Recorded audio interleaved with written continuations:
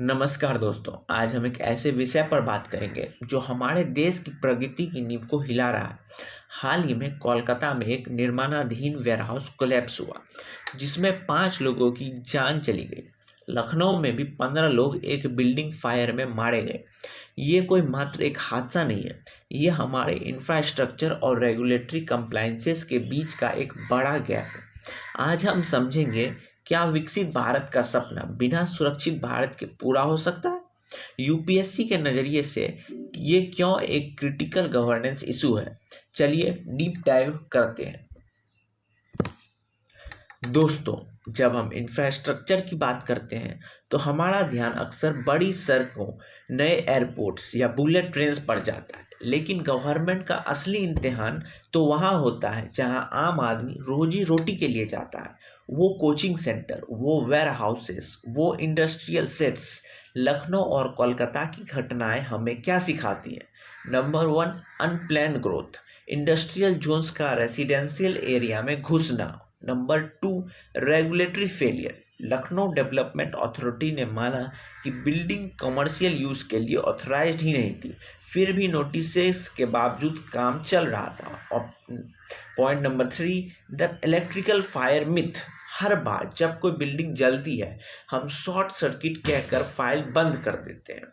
असल में overloading, poor quality wiring और आर्क फॉल्ट प्रोटेक्शन की कमी असली कारण है। एस्पिरेंट्स ध्यान दीजिए, यूपीएससी में एक सवाल इंफ्रास्ट्रक्चर फेलियर के कॉन्टेक्स्ट में आता है। यहाँ इशू सिर्फ इंजीनियरिंग का नहीं बल्कि अकाउंटेबिलिटी का है।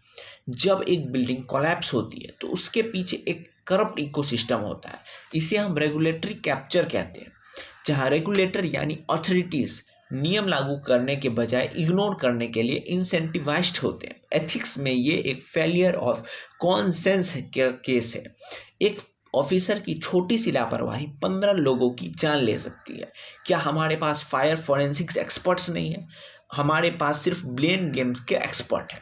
डाटा पॉइंट देखिए, इंडिया में हर साल लगभग 4.67 लोग इंजरीज और एक्सीडेंट्स, फायर, बिल्डिंग कोलैप्सेस से जान गंवाते हैं। Road crashes alone account for nearly 1.77 lakh death. ये सिर्फ आंकड़े नहीं है, ये हमारे इकोनॉमी का, ह्यूमन कैपिटल का जो लॉस हो रहा है वो है। जब सुप्रीम कोर्ट ने सेव लाइफ फाउंडेशन केस में कहा था trauma care is a fundamental right under article 21, तो उन्होंने सिर्फ एम्बुलेंस की बात नहीं की थी, उन्होंने बात की थी साइट ऑफ इंजरी से लेकर हॉस्पिटल तक की पूरी चेन की। लेकिन ग्राउंड रियलिटी क्या है? अभी भी फायर सेफ्टी ऑडिट सिर्फ कागजों पर होती है। अब सॉल्यूशन क्या है? Number 1, national assessment. हमें एक nation wide scientifically design building safety audit की ज़रूरत है। हर बिल्डिंग के लिए मैंडेटरी फायर डिटेक्शन सिस्टम जरूरी होना चाहिए। Number 2, coordination, disaster management. Local municipal bodies और फायर डिपार्टमेंट के साथ साइलोड अप्रोच खत्म करनी होगी। अब नंबर 3, अकाउंटेबिलिटी। जब तक ऑफिशियल्स पर स्ट्रिक्ट एक्शन नहीं होगा तब तक सेफ्टी नॉर्म्स सिर्फ एक सजेशन बनकर रहेंगी।